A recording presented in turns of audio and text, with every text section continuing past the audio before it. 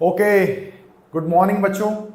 तो आज मैं फिर से आपके सामने 11th क्लास की जो अकाउंटेंसी है उसको लेके आ गया हूं। और आज अगर मैं बात करूं अकाउंटेंसी में, तो आज हम अपने एक नए चैप्टर की शुरुआत करेंगे जिसका नाम है बेसिक अकाउंटिंग टर्म्स। देखो, आप अगर किसी भी फील्ड में जाओगे, चाहे ह्यूमैनिटीज की फील्ड में जाओ, कॉमर्स की फील्ड में जाओ या साइंस की फील्ड में जाओ, वहां सबके अपने एक यूनिक वर्ड होते हैं। साइंस में अगर आप देखो, हम जब डॉक्टर्स की बात करें या एमबीबीएस की बात करें या बायोलॉजी की बात करें, तो जब भी आप डॉक्टर्स के पास कोई जाता है तो हड्डियों के डॉक्टर को ऑर्थोपेडिक्स कहा जाता है। काफी टाइम बायोप्सी होती है, एंडोस्कोपी होती है ना, एक्सरे होता है ना, ये सारी की सारी जो चीजें, अल्ट्रासाउंड, ये सब कुछ साइंस से रिलेटेड वर्ड है। तो कॉमर्स में भी बहुत सारे ऐसे बेसिक टर्म्स हैं जो आज तक आपने सुने होंगे या सुने नहीं होंगे, बट उन सब का मीनिंग आज हम डिटेल में समझेंगे, क्योंकि बिना उन बेसिक टर्म्स को किए हुए आप आगे अपना फर्दर अकाउंटिंग नहीं कर पाओगे। तो आज की जो मेरी क्लास है वो बेसिक अकाउंटिंग टर्म्स पे है, और आज की क्लास अगर आपने देख ली तो बेसिक अकाउंटिंग टर्म्स का फंडा बिल्कुल क्लियर हो जाएगा। तो चलिए बेटा शुरू करते हैं। सबसे पहला जो मैं आज आपको बताने जा रहा हूं वो है आपका बिजनेस ट्रांजैक्शंस। बिजनेस ट्रांजैक्शंस क्या है सर, जरा बताएंगे? बेटा, बिजनेस ट्रांजैक्शंस की अगर मैं बात करूं, देखो सिंपल, एक है आपका बिजनेसमैन। कौन है? बिजनेसमैन। और उस बिजनेसमैन का नाम क्या है? उस बिजनेस का नाम है रामू। यह है बिजनेसमैन, ठीक है, इसका नाम है रामू, ठीक है। और ये इसकी एक शॉप है,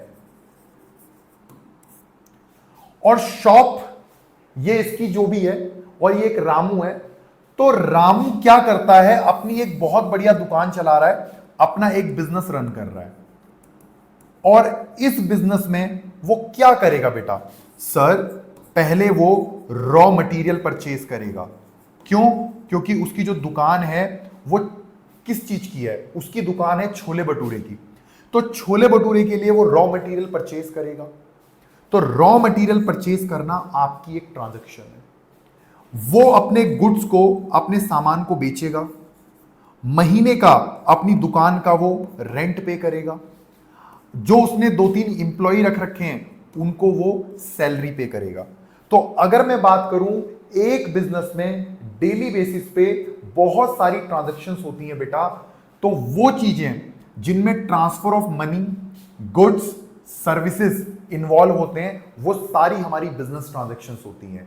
ये कैश में भी हो सकती हैं, क्रेडिट में भी हो सकती हैं। सामान खरीदना या बेचना, या कोई सर्विस लेना। मैंने कहा मेरा लैपटॉप ठीक करके चले जाओ, इलेक्ट्रिसिटी की सर्विस मिल रही है, या टेलीफोन की सर्विस मिल रही है, या मैं कोई सामान आपसे खरीद रहा हूं, या मैं कोई पेमेंट कर रहा हूं, they all are business transactions. तो बिजनेस ट्रांजैक्शंस कैश में भी हो सकती हैं और क्रेडिट में भी हो सकती हैं। अगर हम कैश की बात करें तो जिस ट्रांजैक्शन में कैश इन्वॉल्व होगा, मैंने आपसे सामान खरीदा, आपको पैसा दे दिया, ये कैश ट्रांजैक्शन है। बट मैंने आपसे सामान खरीदा और आपको पैसा नहीं दिया, तो ये क्रेडिट ट्रांजैक्शंस है। तो बिजनेस में डेली बेसिस पे होने वाली ट्रांजैक्शंस जिनमें आपका मनी, गुड्स, सर्विसेज सब कुछ इन्वॉल्व होता है, वो आपकी कहलाती हैं बिजनेस ट्रांजैक्शंस। और उन्हीं बिजनेस ट्रांजैक्शंस को ही तो आप अपने अकाउंट्स में क्या करते हो? रिकॉर्ड। जब तक बिजनेस ट्रांजैक्शंस को आइडेंटिफाई नहीं करोगे तब तक उनको आप रिकॉर्ड नहीं कर पाओगे। तो चलिए बेटा, अब अगर हम बात करें आगे, अगला आपका पॉइंट है कैपिटल। सर, ये कैपिटल क्या होता है? जरा कैपिटल के बारे में बताओ।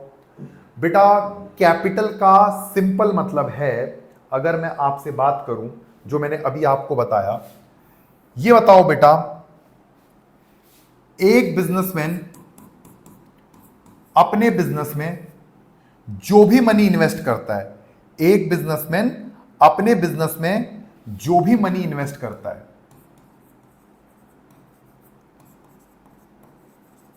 उसे हम कैपिटल कहते हैं। ये कौन है? ये आपका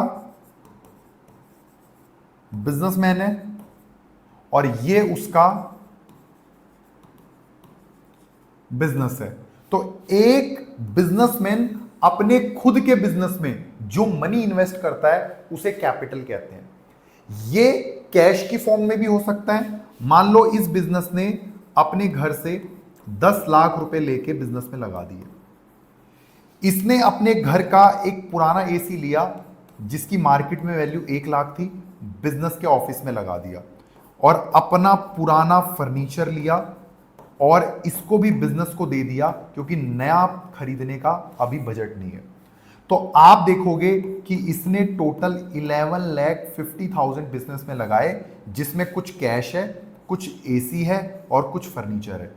तो मैं कहूंगा total amount invested bye businessman in his own business is amounting ₹11,50,000, जो कि आपका कैपिटल है। तो कोई भी अगर आपसे पूछे कि कैपिटल क्या होता है, एक बिजनेसमैन अपने बिजनेस में जितना भी मनी इन्वेस्ट करता है बेटा, उसी को हम कैपिटल कहते हैं। क्या कहते हैं उसको हम? कैपिटल। और अगर मैं आपको एक बात और बताऊं, जो आपका ये कैपिटल है बेटा, इस कैपिटल के अंदर इसे कुछ और नामों से भी बुलाया जाता है।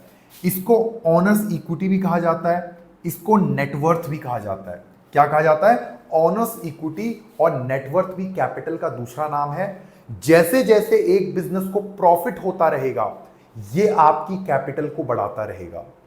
जैसे जैसे एक बिजनेसमैन और एडिशनल कैपिटल बिजनेस में लाएगा, ये कैपिटल बढ़ती रहेगी। और जैसे जैसे बिजनेसमैन इस मनी को विड्रॉ करता रहेगा, निकालता रहेगा, कैपिटल कम होगी, या बिजनेस को होने वाले लॉस से आपका कैपिटल क्या होगा? कम होगा। तो प्रोप्राइटर ने बिजनेस में पैसा लगाया, प्रोप्राइटर मींस ओनर या बिजनेसमैन, उसे हमने कैपिटल कहा। ये कैपिटल एडिशनल पैसा लाने से, प्रॉफिट से बढ़ती है, और बिजनेस से पैसे निकाल ले जाने से और लॉस से ये क्या होती है? कम। इसके और क्या नाम है? नेटवर्थ और ओनर्स इक्विटी। ठीक है, चलिए सर ये फॉर्मूला क्या है? ये बेटा हम फॉर्मूले को डिटेल में चैप्टर नंबर 5 अकाउंटिंग इक्वेशन में समझेंगे। अब आती है ड्राइंग। ड्राइंग का मतलब आज तक सारे बच्चों ने क्या समझा है? जो भी हम आर्ट करते हैं, जो भी हम किसी व्हाइट शीट पे या पेपर पे ड्रॉ करते हैं, उसे हम ड्राइंग कहते हैं। बट अकाउंट्स में ड्राइंग का मतलब कुछ और होता है। अकाउंट्स में ड्राइंग का मतलब होता है अमाउंट और goods withdrawn bye proprietor for his personal use. अपने पर्सनल यूज के लिए एक बिजनेसमैन अपने बिजनेस से जो भी विड्रॉ करता है वो सब उसकी ड्राइंग है। मैं आपको एक एग्जांपल देता हूं। सपोज करो मेरा एक एप्पल का शोरूम है कमला नगर दिल्ली में। अब उस एप्पल के शोरूम में मेरा बेटा एंटर करता है और कहता है कि पापा मेरा बर्थडे है, मुझे 10,000 रुपीज चाहिए। तो मैंने अपने कैशियर से कहा देखो गल्ले से 10,000 रुपए निकालो और इसको दो, इसका आज बर्थडे है। तो कैशियर ने 10,000 रुपए निकाले और मेरे बेटे को पकड़ा दिए। अब ये बताओ वो जो पैसा है वो किसका था? बिजनेस का। और उसको मैं यूज कहां कर रहा हूं? पर्सनल पर्पस के लिए। तो इसलिए इसे मैं क्या कहूंगा? ड्राइंग। और फिर बेटा कहता है कि आपने मुझसे प्रॉमिस किया था जो भी लेटेस्ट आईफोन 15 आएगा आप मुझे वो गिफ्ट दोगे। तो मैंने फिर अपने सेल्स एग्जीक्यूटिव से कहा कि ये जो लेटेस्ट आईफोन 15 लगा हुआ है इसको निकालो और मेरे बेटे को गिफ्ट दे दो।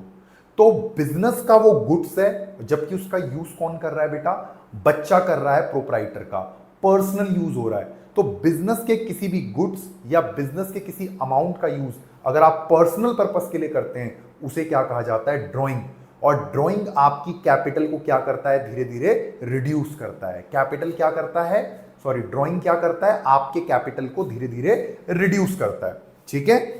अब सर ये लाइबिलिटीज का जरा बताओ, लाइबिलिटीज क्या होती हैं? बेटा लाइबिलिटीज का मतलब होता है फाइनेंशियल ऑब्लिगेशंस या total amount payable by an enterprise.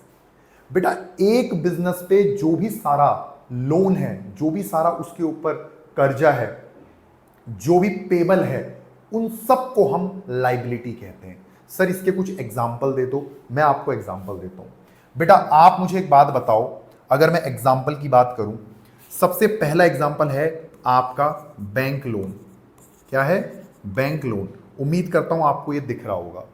अगर मैं बैंक लोन की बात करूं तो बैंक से हम जो भी कर्जा लेते हैं वो हमारी क्या होती है बेटा, एक तरह की लाइबिलिटी होती है। ठीक है सर। और दूसरा एग्जांपल, अगर मैं आपको कहूं क्रेडिटर, क्या बोलूं, क्रेडिटर। सर ये क्रेडिटर कौन होते हैं बेटा? क्रेडिटर वो पर्सन होते हैं जिनसे हम अपना गुड्स क्रेडिट पे खरीदते हैं। मैं आपकी शॉप पे आया, आप एक बहुत बड़े मैन्युफैक्चरर हैं शूज के, मैं एक शॉपकीपर हूं जो आपके पास आता हूं और कहता हूं मुझे 100 पेयर्स ऑफ शूज चाहिए इस साइज में। आपने दे दिया, लेकिन मैंने कहा कि मैं ये सारा सामान सर उधार पे ले जाऊंगा और इसकी पेमेंट मैं करूंगा 1 महीने बाद। तो आज मैंने आपसे सामान खरीद लिया बट आपसे पैसे नहीं दिए आपको, तो आप मेरे लिए क्या हो जाएंगे, क्रेडिटर। और क्रेडिटर भी आपकी क्या होती है बेटा, एक लाइबिलिटी। आपने नाम सुना होगा बैंक ओवरड्राफ्ट, क्या सुना होगा, बैंक ओवरड्राफ्ट। बैंक ओवरड्राफ्ट का क्या मतलब होता है?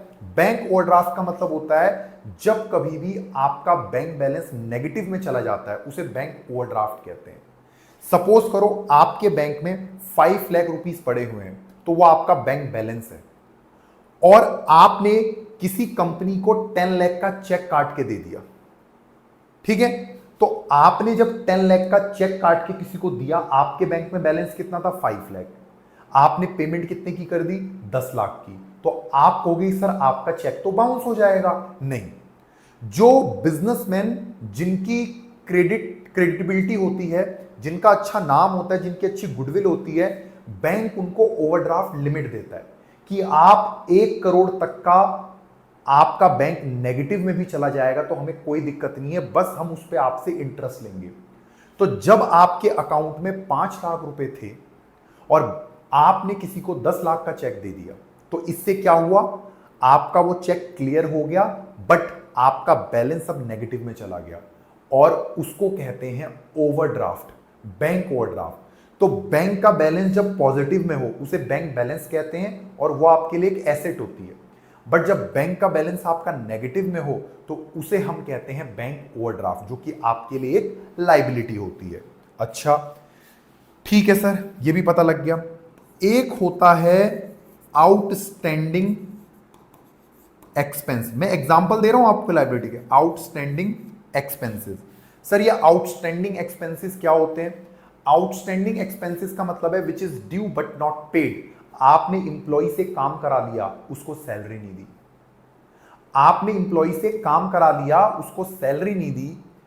आपने बिल्डिंग यूज कर ली, उसका रेंट नहीं दिया। आपने इलेक्ट्रिसिटी यूज कर ली, उसका बिल नहीं भरा, तो it will become outstanding. Outstanding का मतलब payable, which is due, arrear.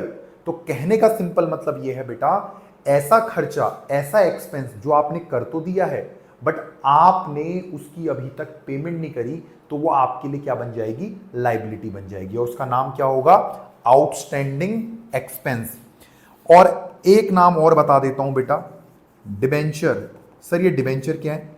Debenture एक तरह का एक्नॉलेजमेंट है जो एक कंपनी इशू करती है जब भी वो आपसे पैसे लेती है।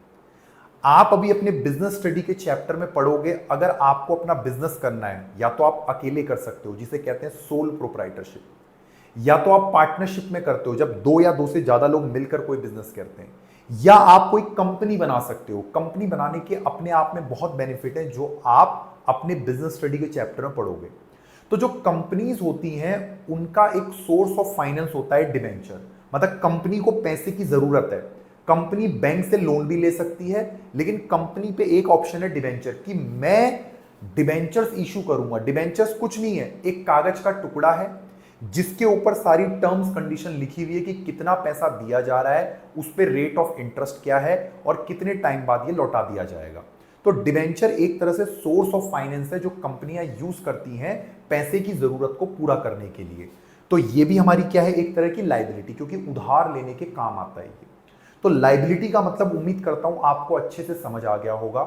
लेकिन अब क्या है, लाइबिलिटी को फर्दर कुछ पार्ट में डिवाइड करा गया है। अच्छा सर वो पार्ट कौन से हैं, जरा हमें भी बताओ। बेटा there are 2 types of liability.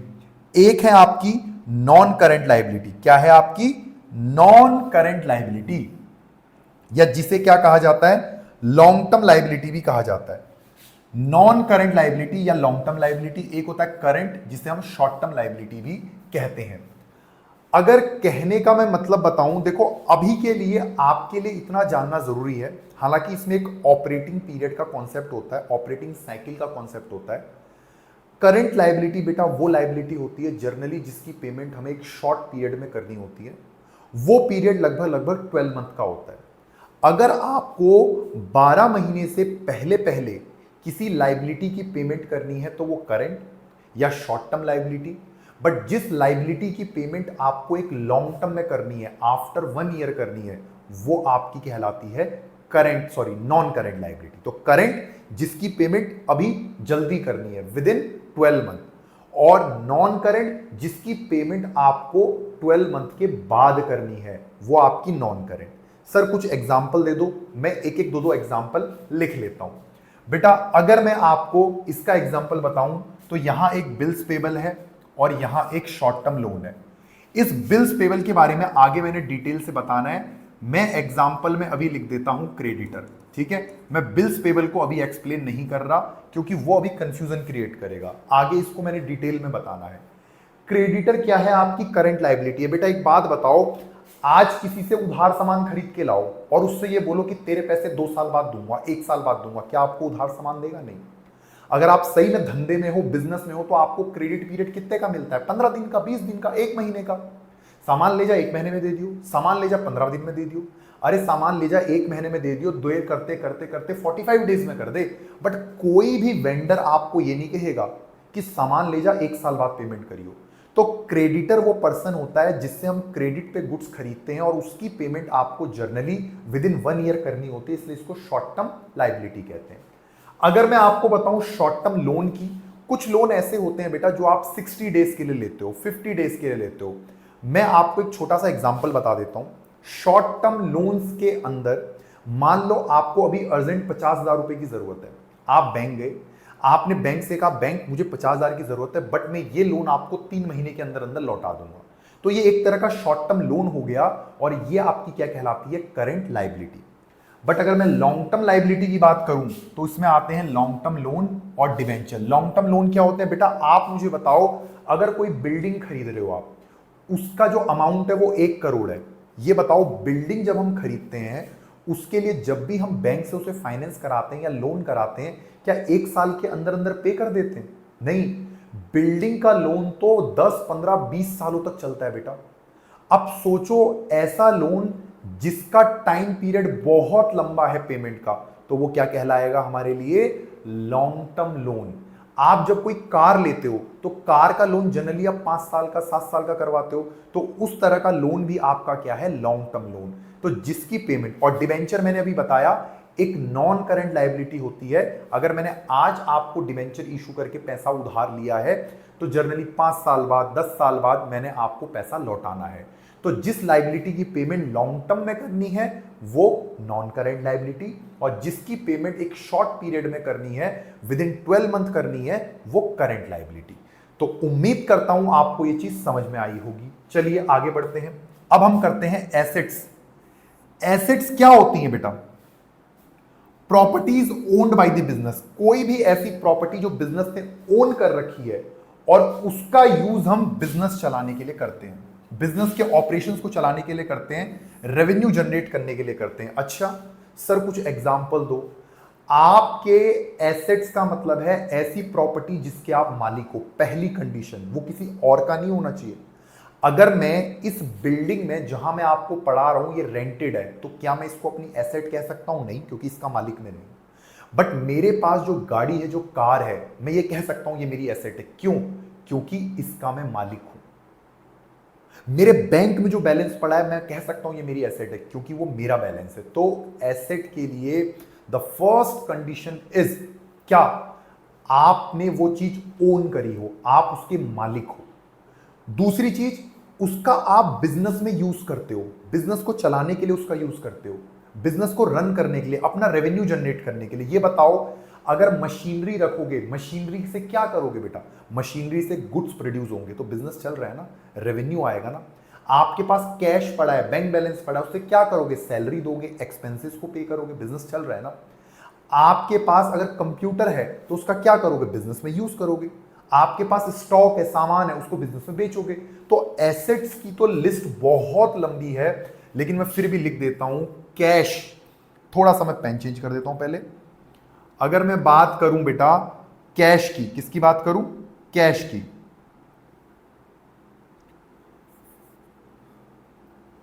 तो कैश आपकी एक एसेट है। आपके पास अगर बैंक बैलेंस है तो बैंक बैलेंस भी आपका क्या है, एक तरह का एसेट है। आपके पास स्टॉक पड़ा है, सर ये स्टॉक क्या होता है, स्टॉक मतलब सामान जिस चीज में आप डील कर रहे हो जो बच गया है।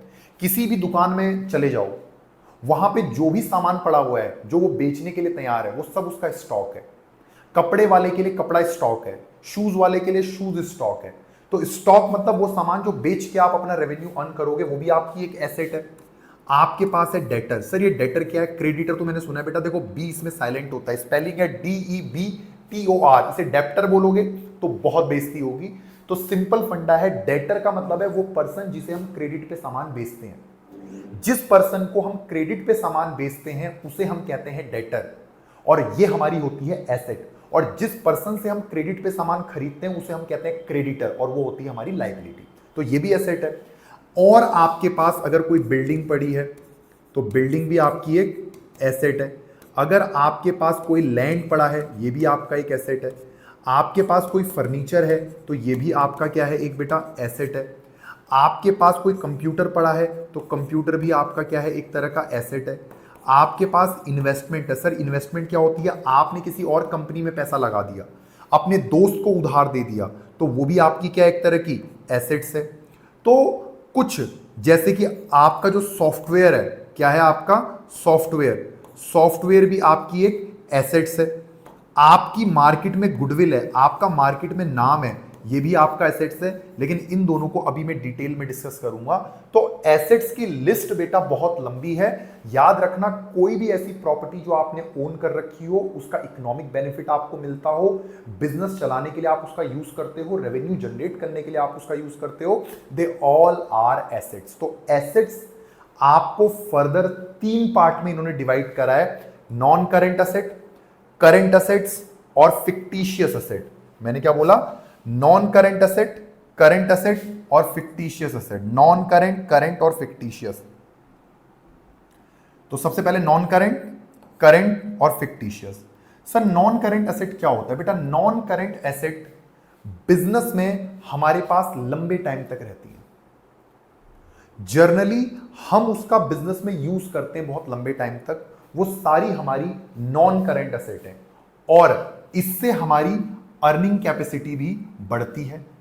और उसके अलावा इसको हम कैश में कन्वर्ट बहुत लंबे टाइम के बाद करते हैं।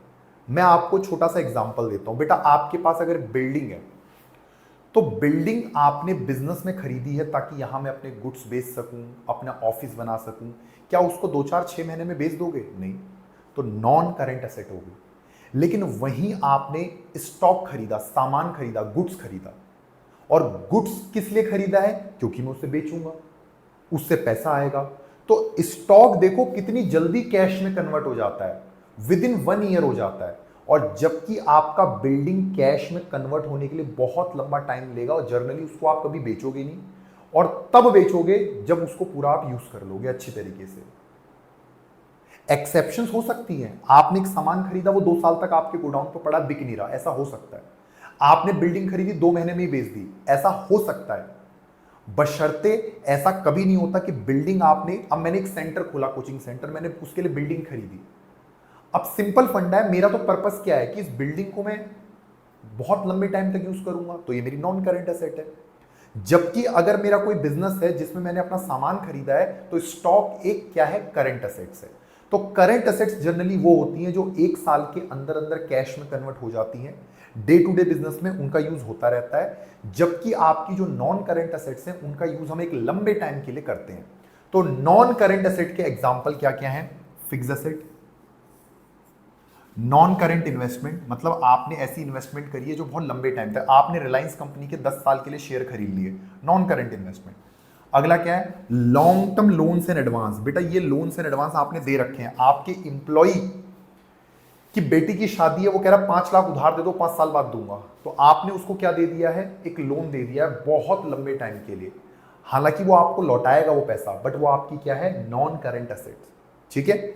उसके बाद करंट एसेट, अभी फिक्स एसेट को बताऊंगा। करंट एसेट क्या है, ये वो असेट्स हैं बेटा जो आपने अपने बिजनेस में बहुत शॉर्ट टर्म पीरियड के लिए रखा है। जैसे कैश, ये जो ऊपर मैंने आपको आइटम बताई थी, ये करंट एसेट है।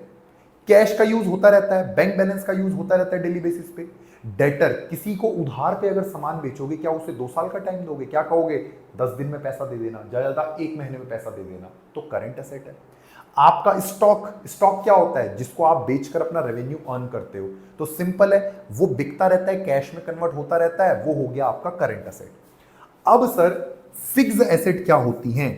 मैंने पहले बताया कि fix asset non current asset का एक पार्ट है। फिक्स एसेट का सिंपल मतलब है वो एसेट जिनको हम बिजनेस में यूज करने के पर्पज से लाते हैं और उनको हम रीसेल नहीं करते या बहुत लंबे टाइम के बाद करते हैं। They all are fix asset. Example, building, machinery, furniture, AC, computer, they all are fixed assets. अच्छा, तो सर मान लो मैं एक इलेक्ट्रॉनिक्स की दुकान चलाता हूं, तो मैं जो भी एसी खरीदूंगा क्या वो मेरे फिक्स एसेट है? नहीं बेटा। देखो, जिस चीज में आप डील कर रहे हो वो आपके लिए गुड्स कहलाता है। जैसे अगर आपकी इलेक्ट्रॉनिक्स की दुकान है तो एसी, वहां पड़ा हुआ एसी हो गया, फ्रिज हो गया, ये सब कुछ, टीवी हो गया, ये सब कुछ आपके लिए स्टॉक है। बट मैं जो एक कोचिंग सेंटर चला रहा हूं, यहां अगर मैं कोई एसी खरीदूं या कोई फ्रिज खरीदूं, ये मेरे लिए क्या है, फिक्स एसेट है। तो सिंपल फंडा, जो पर्सन जिस चीज में डील करता है वो उसके लिए स्टॉक या गुड्स कहलाता है, लेकिन जो पर्सन उस चीज में डील नहीं कर रहा तो वो उसके लिए फिक्स एसेट कहलाई जा सकती है। अब आपके फिक्स एसेट भी दो तरह के हैं, एक टेंजिबल है और एक इनटेंजिबल है। टेंजिबल क्या है, जिसका फिजिकल एग्जिस्टेंस है, जिन्हें आप देख सकते हो, जिन्हें आप टच कर सकते हो। अभी मैंने जितने नाम लिए, land, building, property, machinery, AC, fridge, furniture, they all are tangible assets. लेकिन इंटेंजिबल एसेट्स होते हैं जिनका कोई फिजिकल एग्जिस्टेंस नहीं होता, इनको देखा नहीं जा सकता, कैन नॉट बी सीन, ना ही इनको टच किया जा सकता। ये इंटेंजिबल एसेट्स हैं। सर इसके एग्जांपल, सबसे बड़ा एग्जांपल गुडविल। सर गुडविल क्या होती है? बेटा गुडविल होती है एक आपकी इंटेंजिबल एसेट्स जिसकी वजह से आप एक्स्ट्रा प्रॉफिट कमाते हो। आप सब ने बेटा, अगर आप दिल्ली में रहते हो तो बिट्टू टिक्की वाले का नाम सुना होगा। आप मुझे एक बात बताओ, इस दिल्ली शहर में इतने सारे लोग टिक्की बेच रहे हैं, लेकिन आपने बिट्टू टिक्की वाले का नाम क्यों सुना है? क्योंकि मार्केट में उसकी गुडविल है और इसकी वजह से क्या वो एक्स्ट्रा प्रॉफिट नहीं कमाता? कमाता है। दिल्ली में आपने इतने छोले भटूरे वाले देखे होंगे, बट सीताराम के छोले भटूरे खाने लोग दूर दूर से आते हैं पहाड़गंज में। क्या उसकी मार्केट में गुडविल नहीं है? बट वो दिख कहां रही है? गुडविल दिखती नहीं है, बट वो होती है जो आपके प्रॉफिट को एक्स्ट्रा अर्न करने के लिए मदद करती है। तो इसका सिंपल मतलब यह है बेटा, गुडविल बनती कैसे? हो सकता है आपकी सर्विस अच्छी हो सकता है आपका लोकेशन अच्छा हो, आपकी क्वालिटी अच्छी हो, आपका प्राइस रीजनेबल हो। इसके पीछे बहुत सारे फैक्टर्स हो सकते हैं, बट ये आपका बिजनेस में हेल्प करता है और ये बिकती भी है, इसको खरीदते भी हैं लोग। ठीक है। दूसरा एग्जांपल, कॉपीराइट। कॉपीराइट क्या हो रखा है? आपने कोई लिटरेचर से रिलेटेड वर्क किया है, आपने कोई गाना लिखा, आपने कोई स्क्रिप्ट लिखी, आपने कोई नॉवल लिखा, तो इन सब का कॉपीराइट अगर आपने ले लिया तो कोई भी पर्सन इसको यूज नहीं कर सकता आपकी परमिशन के बगैर, या उसके लिए वो पे करेगा। तो कॉपीराइट मिलता है लिटरेचर वर्क के लिए। तो सिंपल फंडा है, मैंने एक गाना लिखा, उसमें क्या है, एक कागज है, एक पेन है, और ये रहा कागज का टुकड़ा। अगर उसको देखा जाए तो आप कहोगे सर, मतलब कोई भी उसकी कीमत कैसे लगाएगा? एक कागज और उसमें लिखे हुए कुछ शब्द ही तो हैं। बट मैंने उसका कॉपीराइट लिया और वो चीज मैं करोड़ों में भी बेच सकता हूं अगर मेरा एज अ राइटर बहुत बड़ा नाम है तो उसमें कुछ ना कुछ इंटेंजिबल चीज छुपी हुई है। एक एग्जांपल और लो, ब्रांड। ब्रांड भी क्या एक इंटेंजिबल चीज है। बेटा मैं फॉक्सकॉन कंपनी हूं, मैं क्या करता हूं, दो सेम एप्पल के फोन बनाता हूं, बिल्कुल सिमिलर फोन। एक में एप्पल का लोगो लगा देता हूं, एक में एप्पल का लोगो नहीं लगा देता, कोई एक लोकल कंपनी का लोगो लगा देता हूं। ऐसे कोई नया लोगो बना के लगा दिया मैंने। इसमें अगर एप्पल लगाया तो उसमें मैंने लगा लो, मैंने ऑरेंज लगा दिया, ठीक है। अब मुझे ये बताओ कि ये वाला फोन 1 लाख का भी बिक जाएगा, बट ये वाला फोन 30,000 20,000 का भी नहीं बिकेगा। सब कुछ सेम है। ऐसा क्यों? क्या वो एप्पल का लोगो ठप्पा लगाने में करोड़ों और लाखों रुपए लग गए हैं क्या? नहीं। ब्रांड एक इंटेंजिबल चीज है जो आप देख नहीं सकते, बट उसकी वैल्यू बहुत ज्यादा होती है, ठीक है। पेटेंट कोई साइंटिफिक इन्वेंशन आपने करी, सॉफ्टवेयर, वेबसाइट, इनको टच नहीं किया जा सकता, बट इनकी वैल्यू होती है बेटा। तो they all are intangible assets. अब उसके बाद एक और चीज आती है बेटा, last point, fictitious assets. Sir ये फिक्टिशियस एसेट्स किस बला का नाम है? बेटा अगर मैं बात करूं फिक्टिशियस एसेट्स की, तो मैं आपको सिंपल सा समझाता हूं। एक होता है फिक्स्ड एसेट, एक होता है एक्सपेंस। इनमें बेसिक डिफरेंस क्या होता है सुनना। मैंने एक स्पेस खरीदा 10 लाख रुपए का, एक बिल्डिंग खरीदी 10 लाख रुपए की, तो मैं कहूंगा क्या है? आप कहोगे बिल्डिंग आपकी एसेट है। लेकिन इसी बिल्डिंग को मैंने अगर किराए पे ले लिया और मैंने इसका मंथली रेंट पे किया 50,000 रुपए, तो पैसा दोनों में जा रहा है। जब मैं बिल्डिंग खरीद रहा हूं मुझसे 10 लाख जा रहा है, जब मैं उस स्पेस को यूज करने के बदले रेंट दे रहा हूं तो रेंट मेरे से 50,000 जा रहा है। लेकिन रेंट एक एक्सपेंस की कैटेगरी में आता है कि रेंट एक खर्चा है, जबकि बिल्डिंग एक एसेट है। तो इनके बीच में बेसिक डिफरेंस क्या हुआ बेटा? बिल्डिंग में भी पैसा गया, रेंट में भी पैसा गया, बट एक को एसेट कह दिया, एक को एक्सपेंस कह दिया। ऐसा क्यों? क्योंकि बेटा बिल्डिंग का बेनिफिट हमें फॉर मोर देन 1 ईयर मिलेगा। आप बिल्डिंग को 2, 5, 10 साल, 20 साल तक यूज करते रहोगे, और जबकि जितना आपने रेंट दिया है उतने ही महीने आप अपने उस बिल्डिंग को यूज कर पाओगे। तो जिस एक्सपेंडिचर का benefit for more than 1 year मिलता है आपको, 1 साल से ज्यादा जिस एक्सपेंस का बेनिफिट मिल रहा है वो एसेट में चली जाती है, और जिस एक्सपेंस का benefit with in 1 year exhaust हो जाता है, यूटिलाइज हो जाता है, वो आपके खर्चे में चला जाता है। लेकिन कुछ खर्चे ऐसे होते वो खर्चे हैं, एक्सपेंस हैं, वो प्योर एक्सपेंस हैं, बट उनको हम एसेट साइड पे दिखाते हैं क्योंकि उनका बेनिफिट हमें लंबे टाइम के लिए मिलता है। उन्हें हम कहते हैं फिक्टिशियस एसेट। सर एक एग्जांपल दो।